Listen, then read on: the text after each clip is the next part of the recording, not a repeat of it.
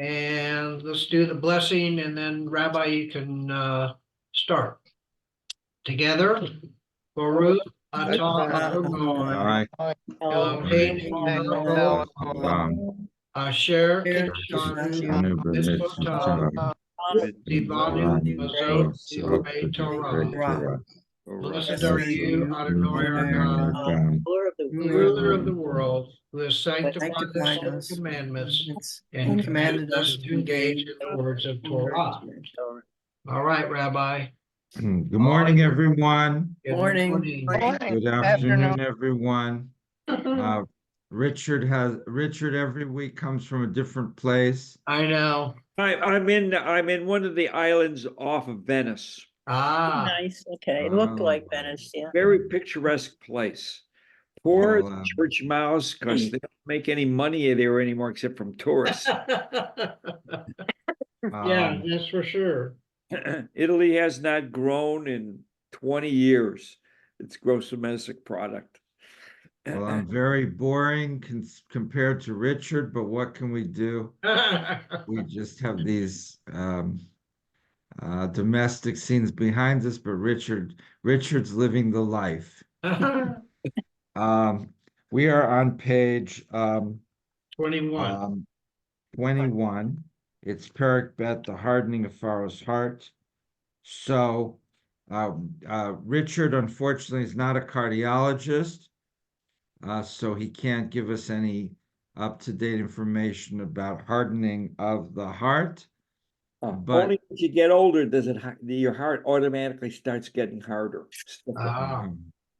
So Pharaoh was apparently older, and his heart was hardening, or at least the arteries are leading away from the heart, right?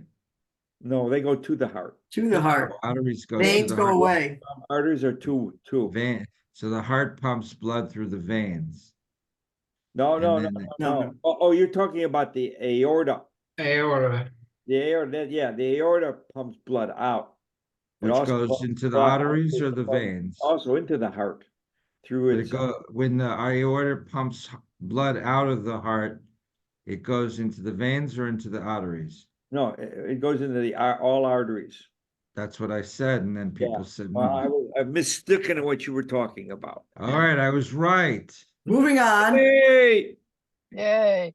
Okay, so but dealing with the Pharaoh is one of the main psychological problems that we have. You know, who is this guy? Why does he suddenly take such a confrontational point of view? You know, what is he creating this whole big conflict for nothing?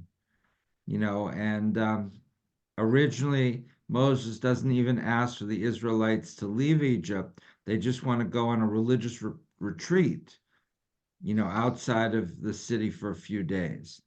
And Pharaoh doesn't even agree to that.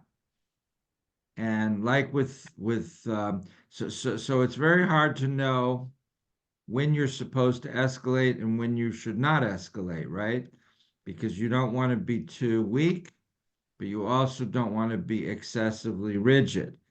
So Pharaoh seems to err on the side of being excessively rigid, but almost the word that is frequently comes up in this context would be pathological, which I guess is another medical term, but he's pathologically hostile to the Israelites. And so the question is why, and why specifically does he harden his heart? Or does he harden his heart? Maybe it's God that hardens his heart. And the commentaries deal with this extensively. To what extent does the Pharaoh have free will? And this is like a lot of things that we do. So I've gotten used to eating bagels and cream cheese. Bernie got me into it. And remember, we went for breakfast, Bernie, at that restaurant on Bell Road. You don't remember? Bell Road. I don't remember what I had for breakfast. The bagels and cream cheese? I drive by it all the time. It's like on Bell and 90th Avenue, 93rd. Einstein's Bakery, New York Bakery. Oh, Bell, No. Bell Road. Bell. Anyway, so Bernie got me into eating bagels and cream cheese. So now I go to Costco and I buy the big cream My cheese. God. And at some point, I've lost my freedom of will. So I can no longer not eat bagels and cream cheese, even though it's making me fat. And So you put smoked salmon with it, right? Absolutely. I don't because of Oh. budgetary constraints. My accountant told me I had to cut back on the smoked salmon, but I bet. but in the new year we're going to expand the budget to include that because it's Yeah. important. But the point being is that at some point I feel I've lost my free will, that I just do it. It's something I've habituated myself to doing. I can't break the habit. But at the beginning, it was definitely more of a choice. I thought, do I want to buy the bagels and cream cheese? And I thought, what would Bernie do? And I thought, yeah, he would buy it. But I could have said, what would Marcia do? And Marcia would not buy it. But now, so the point is that if you do something long enough, it's harder to break the habit, right? Much harder, right? And if you're alcoholic or a drug abuser, you have to go to a treatment program, and they will probably tell you if you're really an addict, you can't just drink 1 or 2 drinks a week. You have to stop completely because there's no such thing as using these things in moderation if you're an addict. I can drink 1 or 2 glasses of wine a week, and that isn't contributing too much to my caloric problem. And I don't expand on that. So is this hardening of the heart kind of a habituation that Faro at the beginning could have said yes, but at a certain point it's just so entrenched in his thinking that he loses that ability to some degree. I'm not saying he's completely immobilized, that it's impossible, but it becomes much, much harder. Or what else is going on? Okay, a couple of opening short comments, and then we'll start reading the text. Hi, hello, Sai. Sai is joining us. Yeah. Evelyn, and Shirley. Okay, I tend to think of it from a political standpoint. We don't know what pressures the Pharaoh was under from various factions in the country that, for one reason or other, they did not want to lose this particular group, that they felt that it would be politically unwise because if he let this group go, maybe there were others that wanted to leave as well. And so he felt he had to say no, because once you let one animal out of the pen, then you gotta let them all out. And so my feelings are that this was a political decision rather than at the moment. If you want to take it from a theological standpoint, yes, God hardened his heart. But if you want to take it from an everyday realistic viewpoint, my feelings are there were political pressures that were not mentioned, that we know nothing about, and therefore that may have been a possible reason why his heart was hardened, as it were. Okay. Shirley? Yeah, I'm going back to your cream cheese. You can go to Overeaters Anonymous, and they would teach you how to eat differently. Because unlike alcohol, you can't give up eating, right? So No, but even though, you can measure it out in doses and make them smaller. You can do it if you want to.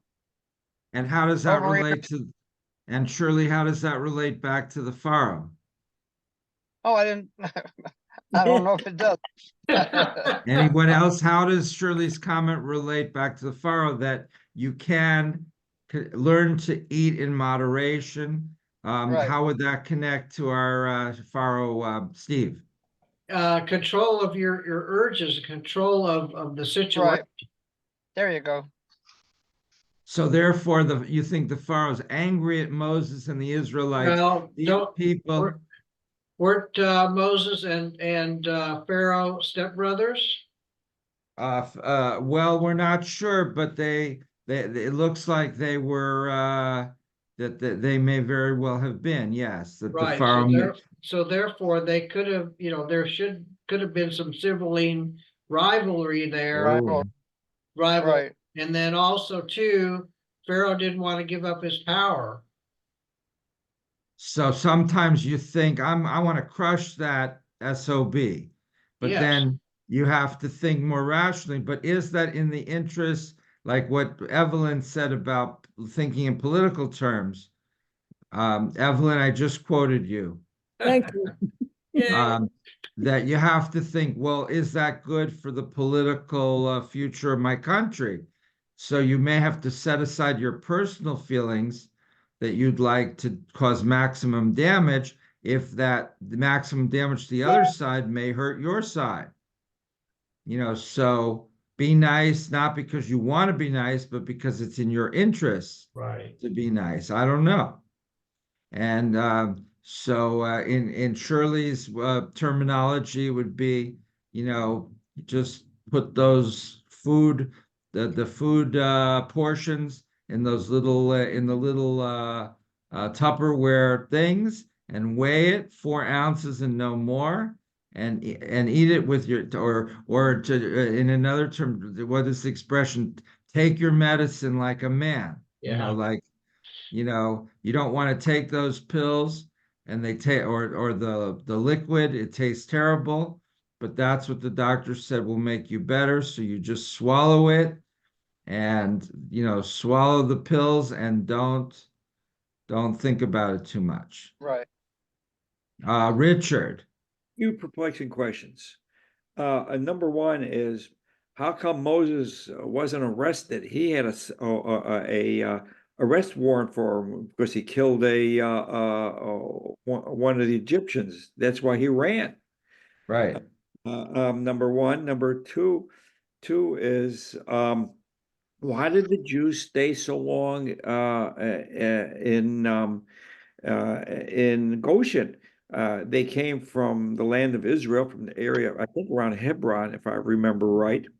And they only went down there for the famine. Well, the famine lasted 7 years after it was done with. They could have all just gone back home. Remember, Jacob wanted to be buried back home. Right. Let me take the second question first. I think once you spend 7 years in a certain place, you start to settle in, right? That's a long time. So if it was 6 months, for sure, you'd rent a place. The people that rented from you would come back. You'd basically have to leave and you'd realize your 6 months is up, you go back. But 7 years, by that time, you've bought a house, you put your kids in new schools, you learn the new language, you spend all that time learning to speak Goshenic. So now you're just going to leave and waste all that language. Those language lessons were expensive. So I think, and of course, if you're miserable, then you might very well leave as soon as you could. But if things are going well, you probably would. Well, let me stop there. Other comments about either of Richard's questions, especially the why did they stay in Goshen? I think you answered it, Rabbi. So, Oh, well. comfort level. And in terms of the first one, I think Moses came back as a representative of this hostile group. So he's no longer an Egyptian citizen. He's now the leader of this opposition group that there's a war with. So he's not coming back to Egypt as just a private citizen. Marcia. I have a question. So Moses was a part of the royal family for many years, basically. And Right. at what point did he start identifying with his Jewish religion? That's a great question. Responses, Cy, Bernie. Liz? Anyone? When God told them. Okay, Steve? Well, like Richard said, when God told him at the bush, the burning bush, I think that's where he got the calling, so to speak. Got Right. about Bush. But he must have had sensitivity before because he killed that slave master or the Egyptian who was abusing an Israelite. Mhm. And now, was that just because he was an individual who was being abused, or is it specifically because he was an Israelite? Because if it was doing because he was an Israelite, then he identified probably as a Jew. Hmm. Why would he? He'd been raised as an Egyptian. It doesn't make sense that he would, that he could feel sympathy for someone who was being abused. That's understandable. But Yeah. for him to suddenly feel that he was no longer an Egyptian, but was one of the Hebrews doesn't make sense. Well, this happens all the time, though. What you remember the Canadian singer Alanis Morissette? Yeah. About 15 years ago, she had a successful record. And since then, she just goes around playing concerts of that same record. But apparently, just a few weeks ago, she was on a TV show about your heritage, and they found out her mother was a Hungarian Jew who hid her identity. And so she just found out she was from Jewish origin. So she said, "Oh, I always felt an affinity with Jews, and now I feel I found my community." So these things can happen, not often, but they happen. Bernie. You have to unmute, Bernie.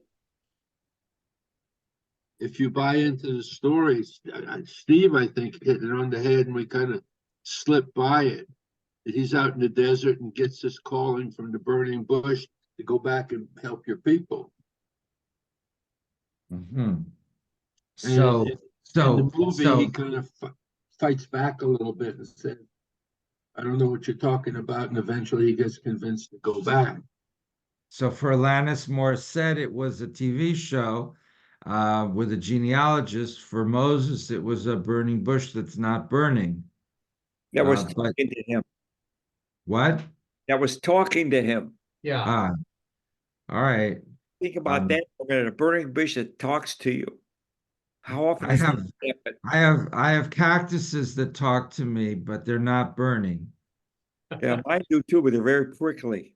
Prickly, prickly. Marcia. I remember being in Israel and looking out across the desert at some point from, I don't remember where it was. And I said to myself, I can understand why people hear voices, see things, you're in the middle of nowhere and there's nothing around, there's no sound. And I think your imagination starts to, work on you in place at times.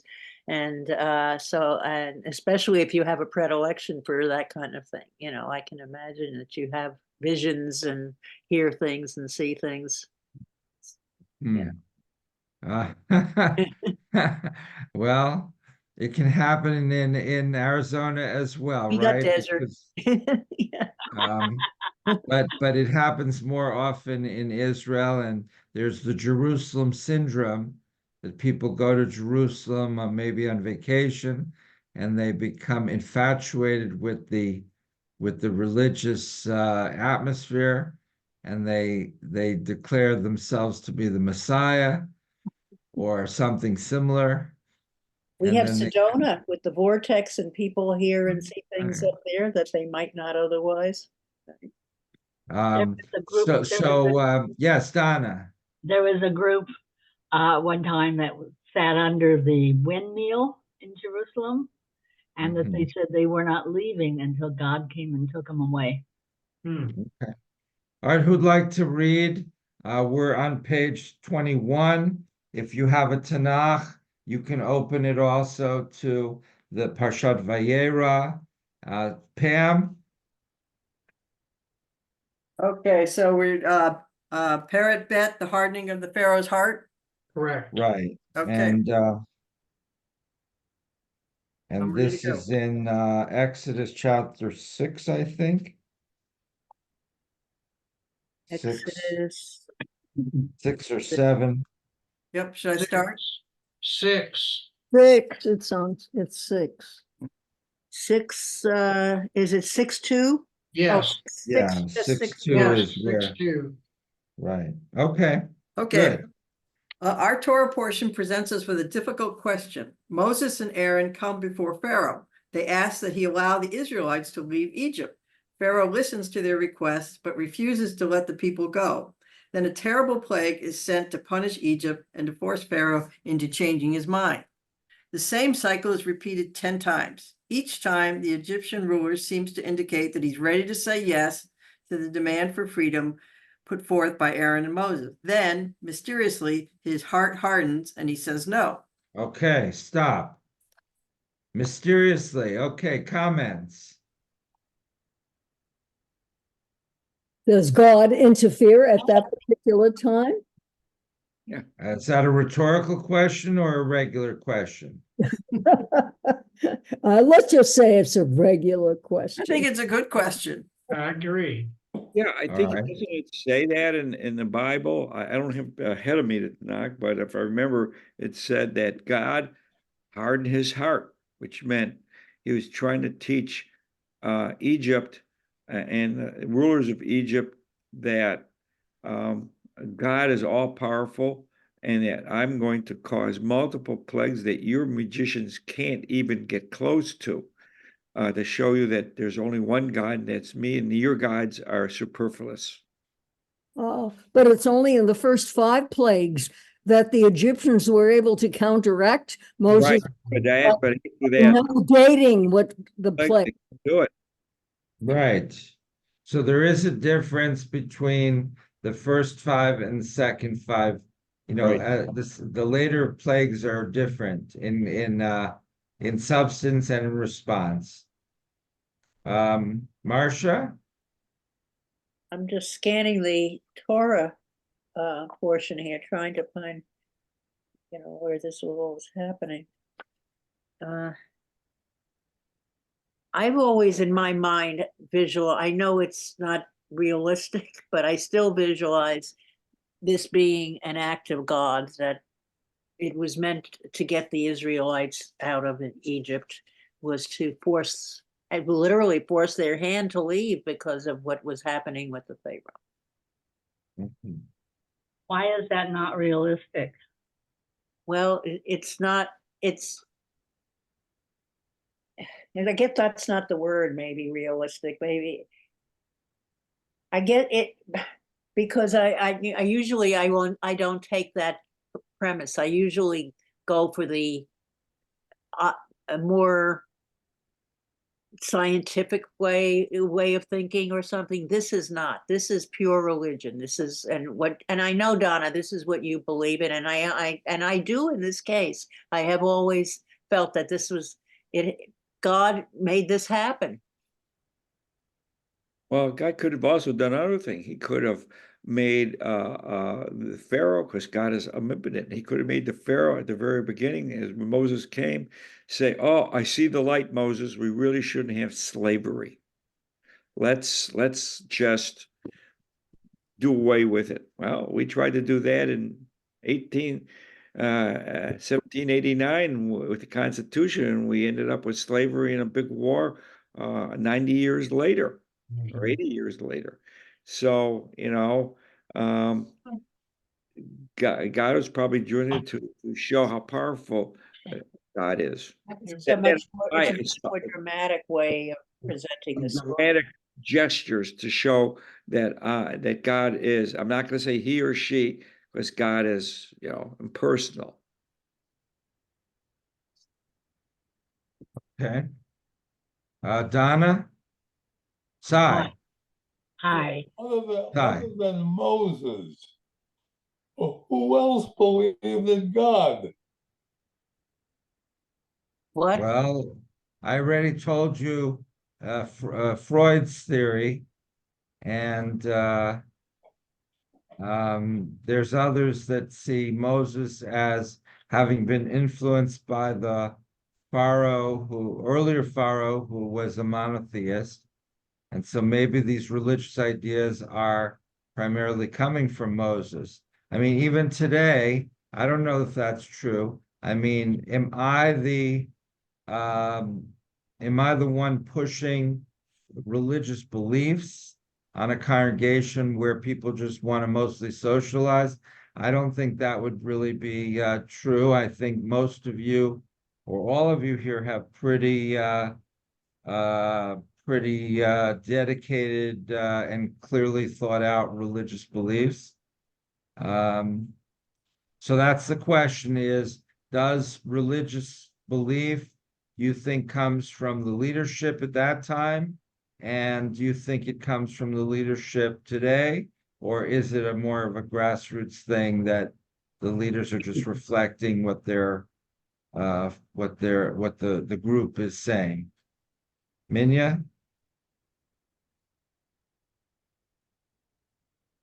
I was just thinking that at the time that this is happening, there really was no religion.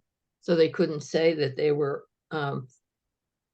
following, well, they could say they were following one God if they believed that. But what happened to all the people who were building golden idols and they weren't ready for one God?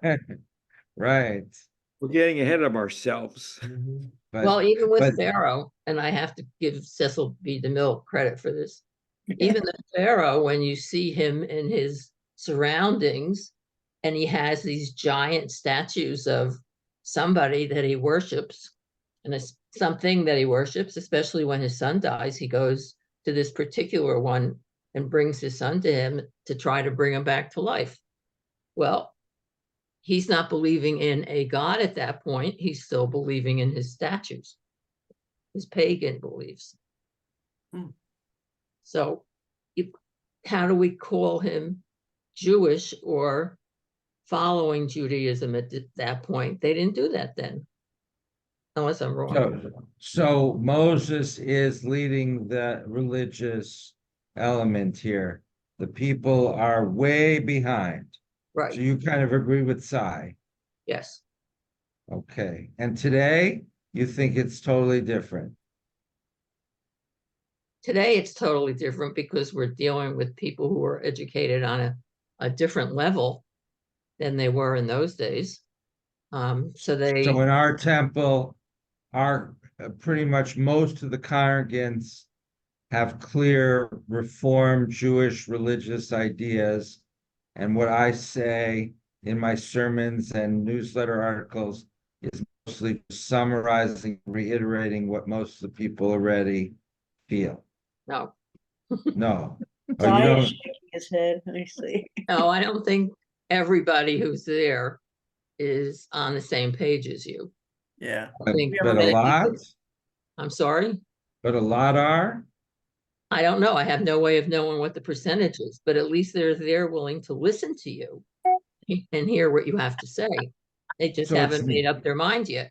So it's not that different from Moses and the Israelites in the ancient world.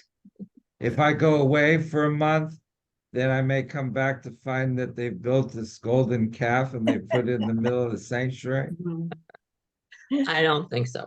I don't think that's Women are not giving up their jewelry. Yes, well put. Any other comments on this question? Yeah, a little bit. We're looking at it through a very narrow lens. There's still people today who would fall into the category of being very rigid and not open to suggestion, if you will. Look at all the evangelicals and the ultra-Orthodox Jews. So I'm thinking that not everybody is like us. Not everybody inside. Well, we're not like us. I mean, in our group here, we have at least 3 factions. of people with different religious perspectives that are quite different. So, You wouldn't have that at Lubavitcher Rebbe's table. True. Yeah. Their way or the highway. I'm not sure they even recognize the highway. okay. Pam, back to you. Okay. The difficult question is what the Torah means by hardening of the heart. What happened to Pharaoh each time he was about to say yes and instead said no? Was God overriding the Egyptian ruler or playing with him like a puppet on strings? Or was Pharaoh freely making his own decisions? Interpreters point out that the Torah mentions the hardening of Pharaoh's heart a total of 20 times. The first 10 have to do with the first 5 plagues. In each case, we are told that Pharaoh hardened his heart. Clearly, it would seem that whatever is happening is being caused by Pharaoh. Yet the next 10 references to the hardening heart are different. They occur with the last 5 plagues. And in each case, we are told that God hardened Pharaoh's heart. Here it would seem that God, not Pharaoh, is in control and is bringing about the change in Pharaoh's heart. 10 plagues. The 10 plagues are blood in the Nile River, frogs, swarms of insects, flies, cattle disease, boils, hail, locusts, darkness, and the death of the firstborn. Keep going, Okay. Rabbi? No, stop. Okay. Okay. So, so this is the question. Comments? Well, obviously the last 5 plagues created much more havoc, created more devastation, and had a much more deleterious effect on the general population. And therefore, Pharaoh had to finally come to the conclusion at the end of all of these plagues that something had to be done. And whether it was God's hand or Pharaoh's decision, that I don't know. All I know is I felt that if the last 5 plagues were so severe as to cause so much hardship among the Egyptians, that must have been what God intended, and therefore he did come to the conclusion that the Hebrews had to go. So the first 5, it says in the Torah, each time Pharaoh hardened his own heart. And in the second 5, it says specifically in the Torah that God hardens Pharaoh's heart. So this very clear textual distinction between the first 5 and the last 5. So does that mean that we're all accepting this theory that, that I explained at the beginning, that Shirley put into Overeaters Anonymous terms, that you at the beginning you start out, you can choose you could choose to overeat or not and have those 3 pizzas for breakfast, or just to stick with the 1 slice. And then as it goes further, it becomes an addiction, and you can't stop it easily. It's something that needs to be there needs to be a major intervention from a organization. You have to go to a therapy group every night to reinforce your commitment to stopping this. I mean, is that what's going on here, or do you think there's another theory? I think the Pharaoh, having said no the first few times, found it easier to keep saying no. And therefore, with each increasing difficulty, he just felt it was just easier to say no than to acquiesce to it. Okay. Bernie. I think it goes a little further than that, Evelyn. What leader or person at the top of the food chain ever admitted a mistake? And once he says no, he's going to find it virtually impossible to say yes. Uh-huh. Yeah. So And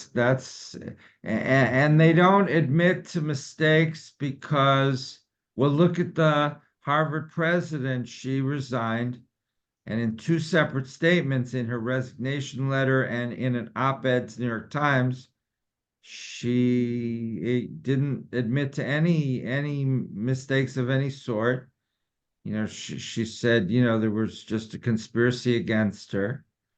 And, you have to wonder who's advising her, because it would seem that even if she doesn't really feel that she made any mistakes, it would be politically beneficial to admit to at least something, that would make, then she could deny the more serious accusations of plagiary.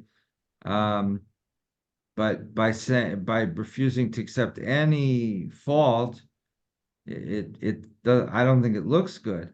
But I guess this is a characteristic of people in the high positions, that when President Nixon resigned, did he admit that he'd done bad, or did he say that, this was the Democrats were out to get him? And, in many other similar cases. If Netanyahu goes to jail in Israel, is he going to say, I really, even though maybe I didn't mean to keep anybody's money, I shouldn't have, met with these businessmen privately, and when they gave me a suitcase and they said it was old clothes to give to orphans, I should have opened the suitcase and seen that it was $100 bills. When they gave me those expensive cigars and rum worth tens of thousands of dollars, and they told me it was cheap stuff, I should have checked the provenance of it. On eBay, when I found them, they're selling all these scrolls and stuff, and I wrote twice to different sellers. There was one Megillat Esther from Germany, supposedly, and there was one some other scroll from India, a Torah scroll from India, both selling very good prices, it would seem. And I asked the two sellers, where did it come from? And both of them gave such vague answers, so, people don't want to be accountable. Steve. Okay, well, the president of Harvard had to answer to a board.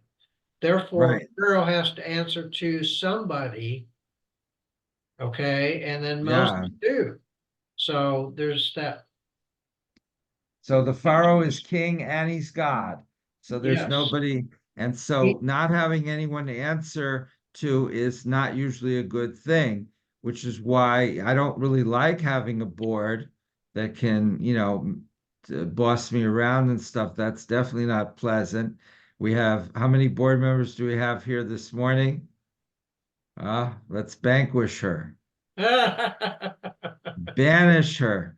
But on the other hand, it's a good checks and balances when it works well, right? Because as a rabbi, after a certain amount of time, you get set in your ways, or you have certain things that you think are good that may not be, and you need a group that can come and say, Rabbi, we're not sure if this is a good idea.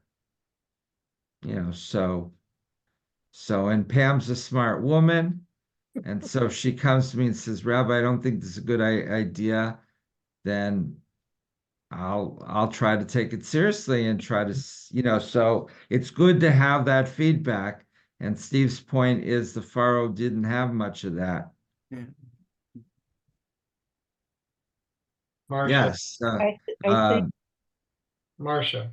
I think Marcia. what Bernie, I think, Bernie, are you saying that it would show weakness if he acquiesced at any point? I mean, you have to be driven, as he was at the very end with the 10th plague, to the worst possible thing to happen to him. He didn't care that much, apparently, when the country, when people in it were hurt, but when it came to himself and his child, that's the only time that he let them go, so I think it shows weakness, and that's why, having held his, I'm not doing it, and then all of a sudden he says, that's it. aside from the fact that all the firstborns of everybody were being killed off, so. Yeah, that was tragic. You know, it's too bad because these political conflicts lead to tragedy, you know, for individual parents in this case. Right. Other comments, Minya, Pam. Okay, Pam, back to you. Okay. One reading of our Torah's text might be that God hardened Pharaoh's heart in order to demonstrate divine power over all creatures. Rabbi Samson Raphael Hirsch points out that the Torah uses 3 different Hebrew words to describe the hardening of Pharaoh's heart. The first is kaha, kashar, meaning to be hard together, to let everything pass over one without making any impression. The second is kaved, meaning heavy. One can receive impressions, but there can be a big gap between the impression and the moment of one lets oneself to be guided by this impression. Finally, the Torah uses the word shazak, meaning firm, consciously opposing any pliancy, any submission. Hirsch argues that the Pharaoh's coldness, his aesthetic insensibility, was used by God so that all subsequent ages could derive a knowledge and a conviction of the almightiness, the presence and the direction of God in human history. Never again, Hirsch says, will there be any necessity for miracles. In other words, God pulled the strings and directed the choices for the Egyptian ruler.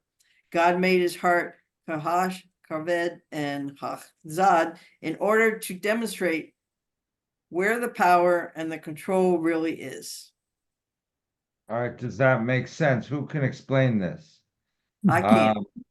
So I have a question, actually. I mean, so you're saying it, so are we saying, Rabbi, that in the different places where it says he hardened his heart, it's the different word is used? Yeah, there's 3 Hebrew words used. 1 of 3 different words. Correct. And they all are translated, they all can be translated as the same, but they could be translated, but they don't have to be. Sai. Now, this reminds me of something that was what the United States did, and it was similar to our government playing God. When we dropped the first atomic bomb, we told Japan after the effects that we had another one, and if they didn't surrender, we were going to drop another one. That didn't convince them. They still said no, and we had to drop another one. So there again, we played God.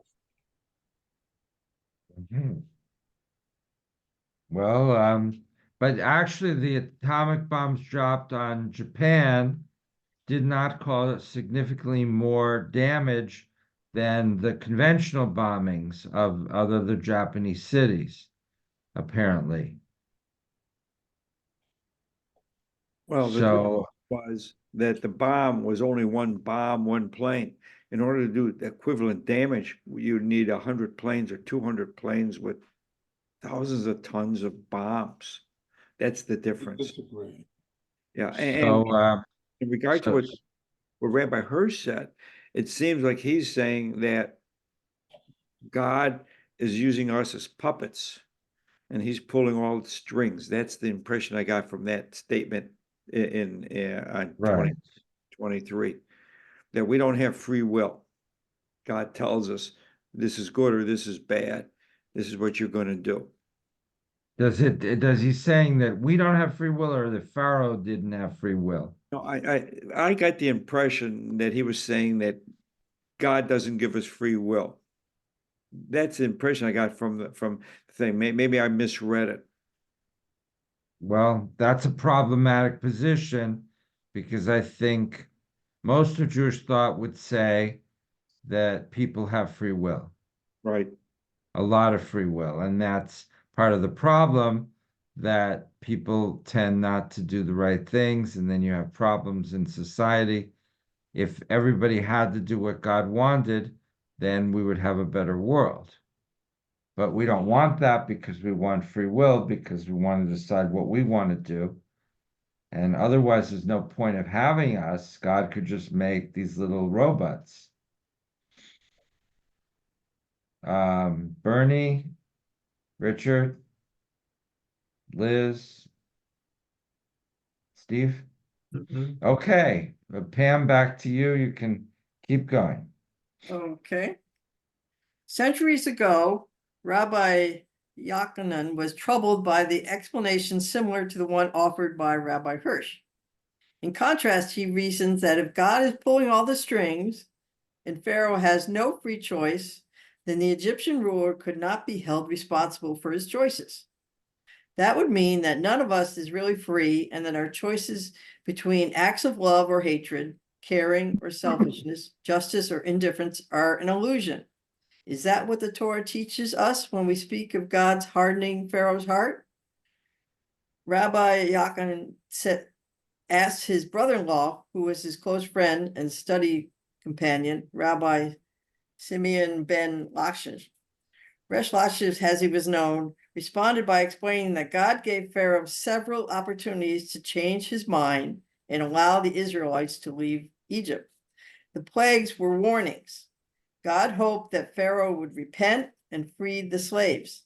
Since God warned him 5 times and Pharaoh refused to pay any attention and continued to stiffen his heart, God told him, I will now add more trouble to what you have made for yourself. That is what Torah means when it says God hardened Pharaoh's heart.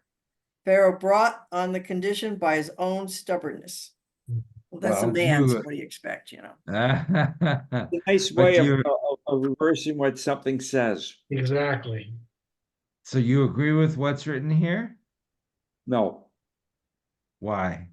I think that according to the Bible, God hardened his heart. It said so. It didn't say, well, he's going to harden his heart because he's not doing what he's supposed to do. I think he's hardened his heart to show that God is all powerful. So what are you disagreeing with? I'm disagreeing with this that says that the Torah means that God hardened his heart, but that he brought the condition on himself. That's what Harvey Field says. Yeah. Harvey What do Field you is saying in this thing here. No, mine is that God hardened the heart. He purposely said, put in his mind, you have to have these other 5 plagues before you can let the Israelis go, because I need to show how powerful I am. Okay, so that yes, Marcia. This is a real, I'm listening to everybody talking, and people like Richard and me who would normally not have taken the Bible at its word with this hardening are now saying this. Story. What? I'm thinking it as a story. Okay. Yeah. Yeah, but this one particular portion of all the stuff in the Bible, this always got to me, you know? I don't look at the Bible from the present day. I'm looking at it from back, well, probably 3,000 years ago or 2,700 years ago when it was written down. And there was obviously a long history of oral. So we're talking maybe close to 2,000 years. So for me, I'm looking at this from 3,000 years ago and what the people thought. I'm not looking at it as modern. Okay. That God actually did this. But my philosophy is that God started the world, the universe, and said, okay, everybody do what they can. I give you the laws of physics and we'll see what happens. Okay. So, Cy. I think it would have been a lot more interesting had God decided to change the Pharaoh and make him a very democratic leader, and said, we're going to change things here, and we're going to accept your people, and we're going to get rid of slavery, and we're going to be good because your God is a good God, and we believe in him. And that would have been a lot easier and much more interesting, I think, than the way they did it in the Bible. Interesting. Bernie, Minya? Okay, back to you, Pam. I'd like to pass the baton. Okay, Minya? Go ahead. We're starting with the box, making Yeah, choices. let's read the box, yeah. Making choices. Resh Lakish taught, if a person seeks to do evil, that person will find a way.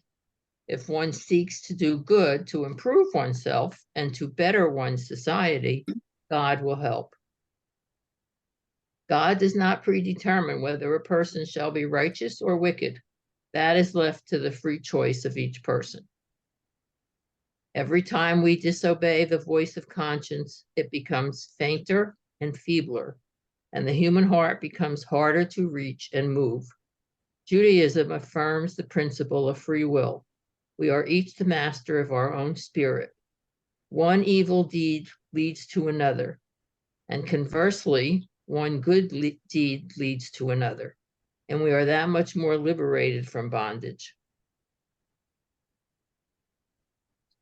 Moses Maimonides agrees with Resh Lakish, emphasizing that it is not God who forced Pharaoh to do evil to Israel. The decision was his alone. Free will is a fundamental principle of Judaism, says Maimonides. No one forces, preordains, or impels a person to act. People do as they wish to do. Each is absolutely free to perform any deed, be it bad or good. Pharaoh made his choices one after another. As he made them, it became more difficult for him to reverse them. One bad choice led to the next, and then to the next, until his range of choices narrowed and he could no longer turn back. Modern psychologists. There, just like what I was saying about the cream cheese. We will. Modern psychologist Eric Fromm amplifies Maimonides' view from the hardening of Pharaoh's heart. Fromm writes that the Torah's description presents one of the most fundamental laws of human behavior. Every evil act tends to harden man's heart, that is, to deaden it. Every good act tends to soften it, to make it more alive. The more man's heart hardens, the less freedom he has to change. The more is he determined already by previous action. But there comes a point of no return. When man's heart has become so hardened and so deadened that he has lost the possibility of freedom, when he is forced to go on and on until the unavoidable end, which is in the last analysis, his own physical or spiritual destruction. So Pharaoh's first choice is to continue persecuting and oppressing the Israelites, ultimately led him to a point of no return. He must have thought that if I give in to their demands and do not stiffen my heart and rule them harshly, then both the Jews and the Egyptians will conclude that I am weak and will rebel. Trapped by fear of failure and unable to develop creative solutions to his problems, Pharaoh fell victim to his own bad decisions. In a tragic way, he chose the steep path, and once he was plunging down it, could not stop or save himself from crashing at the bottom. All right, stop. So could not one see this in the opposite way? Pharaoh feels that he has to take a strong line, that if he's too permissive, the Israelites will just leave, and then another group will leave, and another group will leave, and he'll be deposed or executed before you know it, right? All these dictators in like in Egypt right today, you have al-Sisi, and he knows that the Muslim Brotherhood wants to kill him and all of his fellow generals. So if they put them in jail, they're tough. And if they're not tough, they know that the enemies will, overwhelm them. So could we not look at Pharaoh as simply a competent, dictator of a banana republic kind of a thing.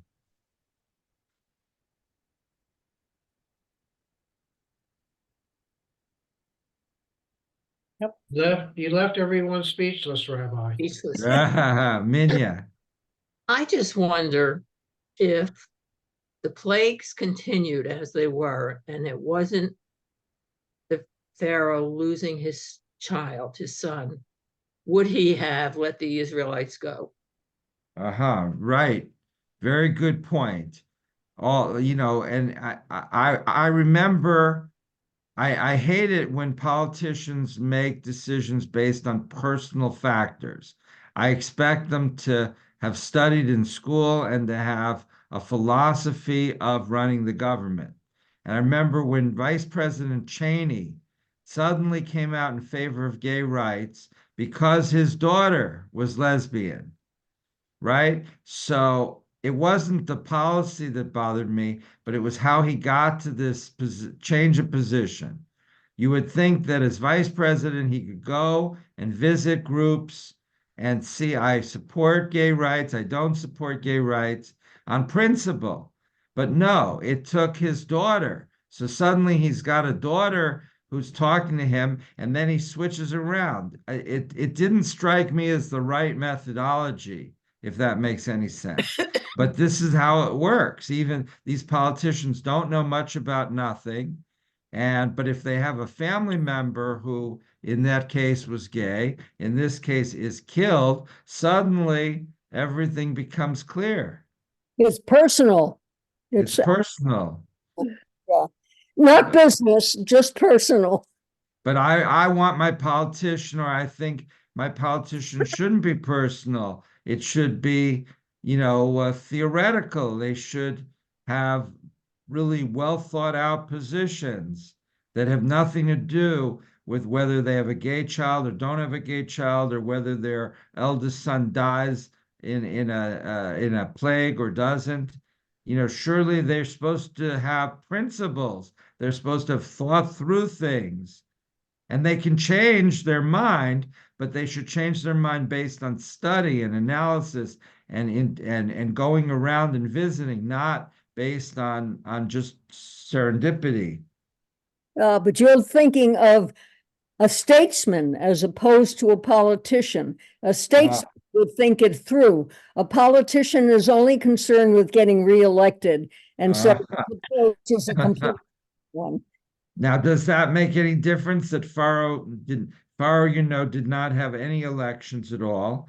He was appointed there because he was considered the son of God, meaning his son of the previous Pharaoh. And then when his father died, he became not only the king, but the God.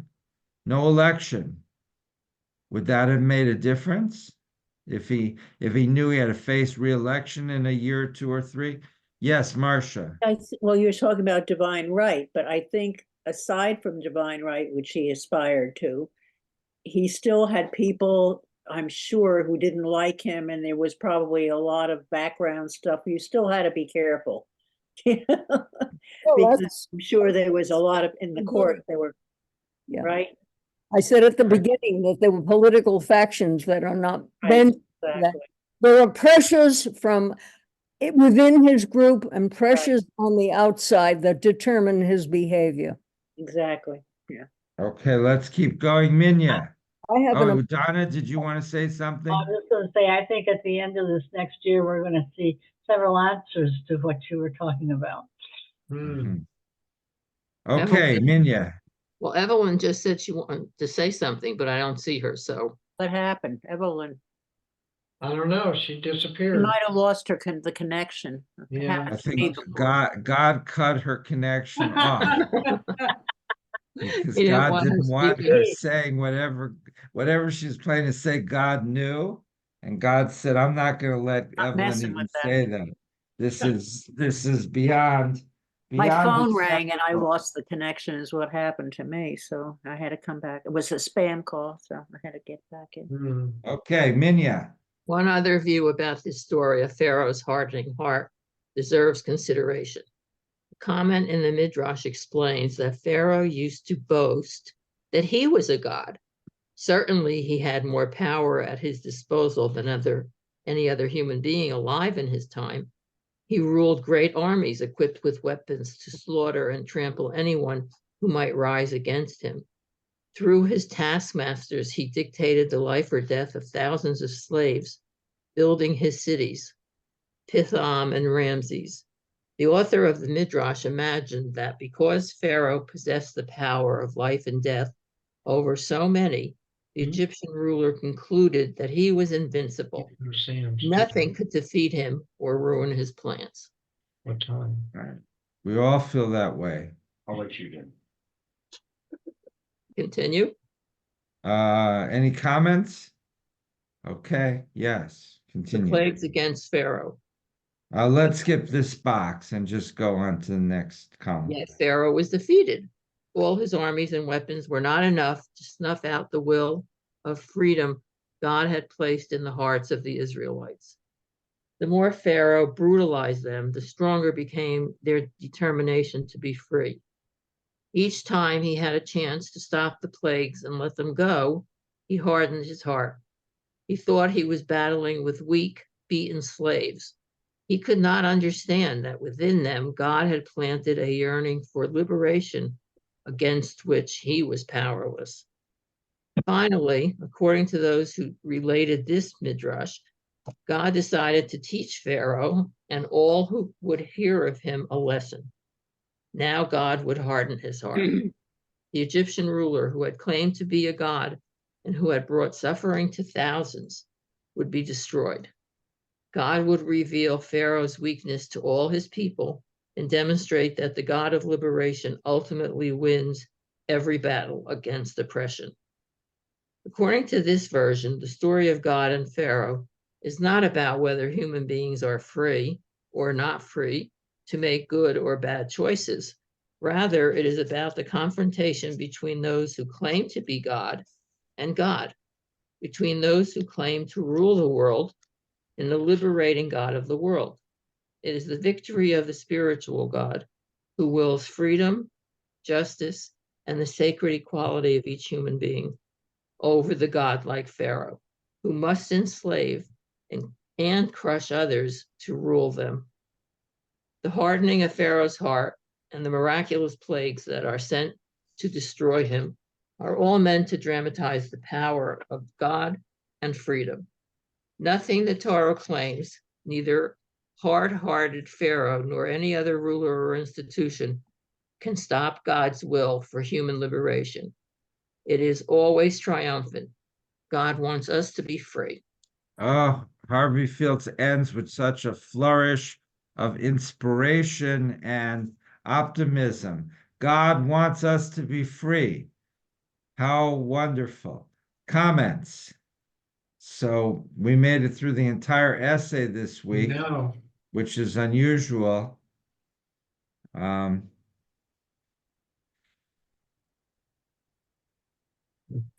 wants to be free, free will, or does God want us to be physically free, like we are in the United States versus, say, Russia? I'm interpreting it in the latter, that Harvey Fields at least means the latter, that God wants us to be, free politically. Right. So that's where we can vote and so forth. Now that's a Western idea if you consider that, because you look at most of the world prior to, say, 1500. They were all kings and queens and potentates and caliphs. Very little of the world was truly democratic. Right. And so Harvey Fields is talking about something that's a Western idea. He's talking very much as an American, right? Not just a Westerner, but remember his audience, he's also saying, like what we were saying earlier, is Harvey Fields trying to teach people what he thinks is right, or is he trying to reinforce things that they want to reinforce? So are the ideas coming from above or are they coming from below? And here I think he's catering to his audience partially as well. Sai, comments about this Well, what story I in was general? thinking is, he's making, and he being the author, is making a difference between the Egyptians' God and Moses' God. And how do you define at that point in time? How do you define that difference? Every man has his own God. And which one is the right God for that particular period of time? That's the problem I see. Moses' God is any righter than the Egyptians' God. Therefore, some of the actions that are taking place have given Moses' God a lot more power than the Egyptians' God, and that's an arbitrary thing. so is that good or bad? The author decided that Moses' God could do certain things. Okay. So I think today, though, there's all these articles about how, more and more Americans don't believe in any concept of God. Right. And so partly that's because the concept of the all-powerful God is not really easy to believe in unless you want to be a fundamentalist and reject, all sorts of things that you see and hear. So many of us in our temple would see God in more limited terms. God is more, a philosophic concept rather than a, God of action. But that may not please more traditionalists. So I guess you have to have a concept of God here in order to understand the story. Like, what kind of God are we talking about here? And therefore, what can God do and what is God doing? So if you have a limited concept of God, you don't really believe that God hardens anybody's heart, literally. So then what's going on? And that's the question that I ask you. What is going on? If we assume that God is not all powerful and doesn't go actually hardening people's hearts, then what's going on?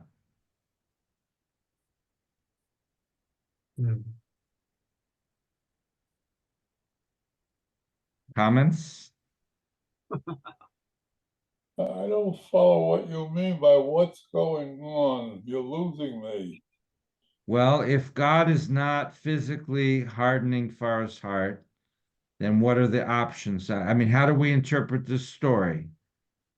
What is the bottom line of this story if Bottom it's line, not my literal? opinion was some way What? to get the Canaanites, and that's what they were, out of Egypt to eventually form a much more concrete religion. At this point, they're not really religious people. They don't believe, except maybe for Moses, how many believe in God or even know about the Yeah, Marsha made this same point. I think it was Marsha, right? Does everybody accept that these Israelites have no particular religion at this point? Yeah, that was me. Minya and Sai both said that. Right. Does everyone accept that? If you don't accept that, then why do we need Mount Sinai? Exactly. But it seems that they do have a religion, right? Their religion just is not Judaism. They have the religion of that calf. Right. And that seems to be what they revert to. It's not like if they had 20 different religious views, when Moses disappeared, they would have started fighting. Well, what do we want instead? What is our beliefs? But they seem pretty clear on that. They go to Aaron, they say, we want to build a golden calf. Either you help us or you don't. And he helps them. So he's not punished, probably because God maybe felt it was inevitable. There was no way for Aaron to stop them. I don't understand exactly why he wasn't punished, but that's a separate question. So, the Israelites seemed to have a religion. It just wasn't Judaism. It was worshiping this golden calf. So, so why didn't they pray to the golden calf to begin with? And the answer to that might be, well, Moses didn't want them to do that, and Moses had a lot of say over what was going to happen religiously. So I think I would argue, okay, Donna, I would argue here that Moses is the overwhelming influence on the religion of the Israelites at this point. Yes, Donna. And I have asked, why did they pick a golden calf? What was the importance of it, of a golden calf, and how did they all agree that it was a golden calf? And what's the Why not a answer? golden something else, or a silver something else, or whatever? Yeah, well, they thought their God was a cow. But why? Where I in don't know. history? Where in history did that bring that out? Where? And tell me. Well, I know, but I mean, other than the religious part of it, where in the history of the Jews did that bring a golden calf? Why was that so important? Why was Wasn't it a random thing at that point? Because they were in the desert and Moses had gone up the mountain, etc. And did they just randomly pick gold? I could understand because that was the most precious metal that they knew of, right? But why a calf? I mean, it's I a don't know. simple thing to build, to design, possibly. I mean, it could have been a golden dog or cat or whatever. Yeah. But then you have the cow in India also. Why did India decide that a cow was the sacred animal and why not another animal? I don't know. Richard. All right. I have a question about Aaron and Moses and their relationship. Moses, Okay.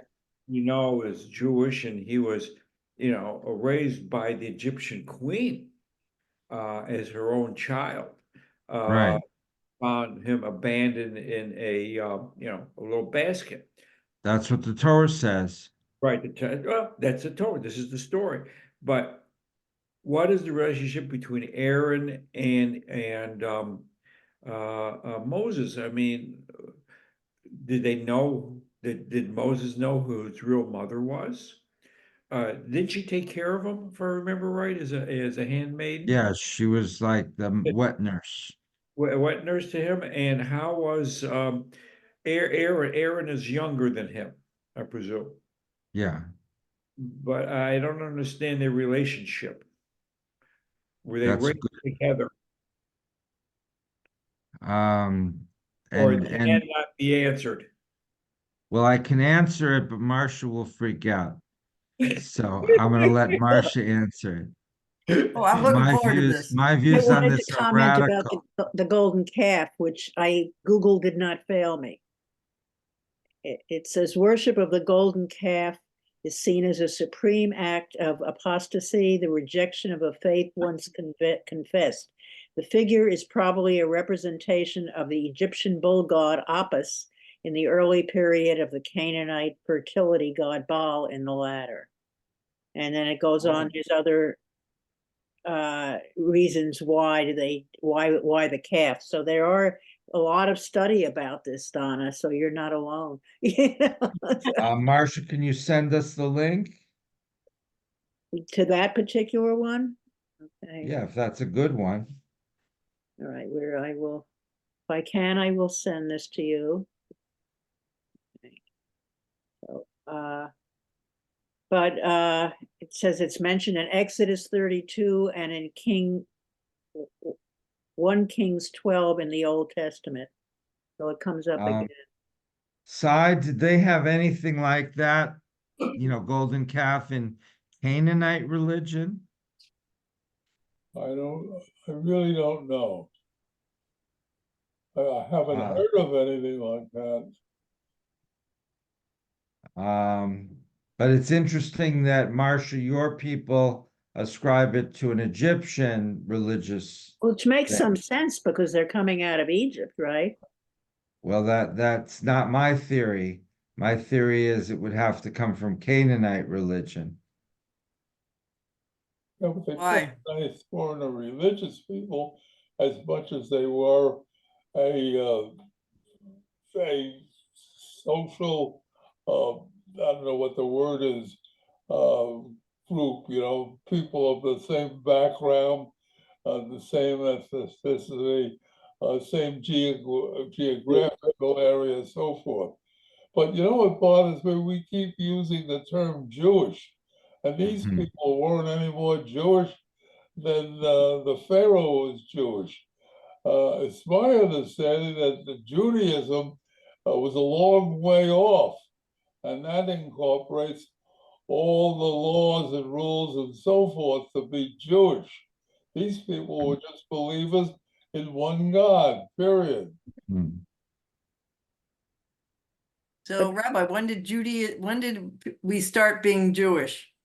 Well, I think Um, when all the laws of how to live your life, kosher and go to the temple and all those other rules and regulations, that's when you're Jewish. Well, Sai gave one answer, but Well, that's a very, very controversial, very controversial question. Oh. And I'm not touching that even with a 10-foot pole. but the one God is where with Abraham, isn't that where the first basic concept came in? Okay. Marcia's giving another answer. There's a number of answers, and they're all very contested. But a lot of scholars see the ancient Israelite religion as not being quote unquote Jewish, and they see Judaism as developing the beginning of the Second Temple period when the former Judeans come back from Babylonia or come back and are resettling there. That Ezra, this is around 450 BCE. And then there's some people that date it much later to so the very contested. Final thoughts about this topic, about hardening the heart.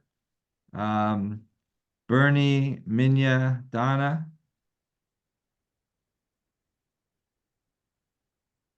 No, but I'm going to go back to the Jewish thing momentarily. Okay. Yeah, I knew he wouldn't get off the.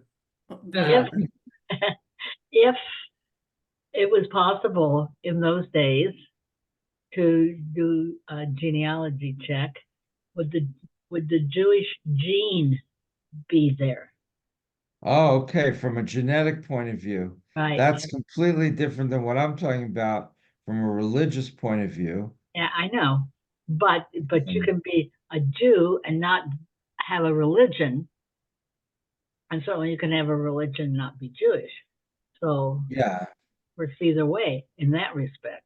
I think as a reform thinker, I don't really, I kind of negate secular Jewish identity. I don't see as legitimate. But see, the So Christians know exactly what day they started.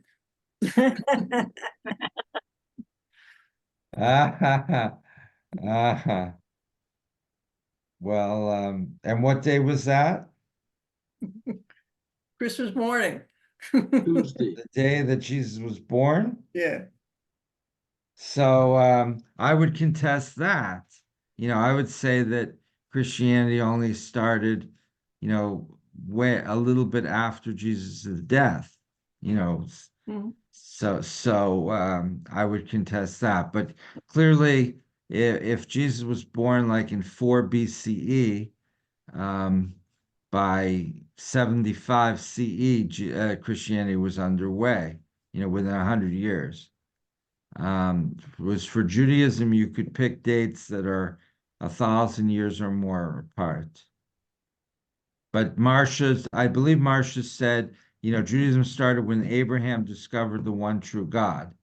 And that's one view, but that's not the only view. Is that your view? I'm not saying. Chicken. You make a great politician. We're being recorded. But another view would be that that when Ezra came back from Babylonia and kind of forced Judaism upon the natives of Judea, who were practicing something completely different, that was about the 5th century BCE. So that would be about 1,300 years after Abraham. So this is and then there's views in between. You could see Moses and the Exodus. Maybe you could see this stuff that's happening now as the beginning of of Judaism. Sai. Rabbi, if I say I'm Jewish, am I Jewish? What is all these trick questions so late in the session? Well, I This is mean, a test. to be a Jew, it's considered it's the ability to follow certain rules and regulations and so forth and so on. So you can't arbitrarily say that I am Jewish and now you're Jewish. No, I would say the opposite side. I would say that to me, being Jewish is about understanding and accepting certain theological postulates, Right. whereas you're putting the emphasis on observance. But yeah, that you could argue that Judaism requires certain things, either a practice or belief, or you could argue that anyone who says they're a Jew is a Jew. If I self-identify, who are we to? I mean, today, if I say I'm a woman, I'm a woman. And if you mislabel my pronouns, you can get arrested. So if I can do that, then you can say you're a Jew. Who am I to tell you no? Even if I secretly think, what is Sai talking about? But then Sai, do you want to? But then you have Jews by choice also. Yeah, well, we're all Jews by choice in a sense, Yes. and then you have people who convert, and then you have people who don't convert, but they feel like they've converted. So that's another case. Somebody who's practiced Judaism for 30, 40, 50 years comes to temple every week, but they never officially converted, because they didn't want to hurt their parents' feelings or whatever. So what do you do with somebody like that? They have not converted. If you say to them, "Did you convert?" Say no. The rabbi asked me, and I said no, I didn't want to because my parents or whatever reason. But I've come every week, and I participate in the services, whatever. I raise my children. As Jews, I sent them to Jewish summer camp, etc., etc. What do you do with such a So can person? they be buried in a Jewish cemetery, a person like Well, that? it depends on the cemetery. Oh, God. Well, 50 years ago, Depends I who's making. married a nice Jewish boy and converted. Now, And when you consider someone who has converted, are they converting to being a Jew, or are they converting to the religion of Judaism? Well, I would say they're converting to the religion of Judaism, Right. but But they don't. but that's another trick question. I really should have brought my lawyer here this morning. You have a good Jewish lawyer, I'm sure. I don't, but I need to find one quickly. I think so. If I'm not here next week, I couldn't find a lawyer. I have a good lawyer in Chicago who's Jewish, but that's Chicago. That's Well, true. yeah, with the Yeah. miracles rules of in Zoom now, with the miracles of Zoom, it doesn't matter where he is, right? Yeah. But it's time. Okay, Yeah. next week you'll see everybody have their names, except there'll be one new box saying the rabbi's lawyer. Huh? All right, are we ready for the concluding prayer then? Yes, we Okay, well, I want to close by hoping that your hearts are not hardened and that you may be open to all possibilities. Okay, thank Okay, you. we now pray. yes, sir. Ready? Baruch Yep. atah Baruch atah Adonai, Eloheinu melech haolam, asher natan לנו תורת אמת, וחיי עולם אתה בתוכנו. Baruch atah Adonai, Noten HaTorah. Blessed is Adonai our God, ruler of the universe, who has given us the teaching of truth, implanting within us eternal life. Blessed is Blessed is Adonai. giver of the Torah. Amen. All right, everyone have a good rest of the week. Sorry if there were some problems getting in, but hopefully we'll get that rectified. So Okay. take care, everyone. Talk to you Take care. soon. Shavua Tov. Keep warm. Bye. Bye-bye. Bye. Gotta find out what's wrong with Evelyn. Gotta check in with Evelyn.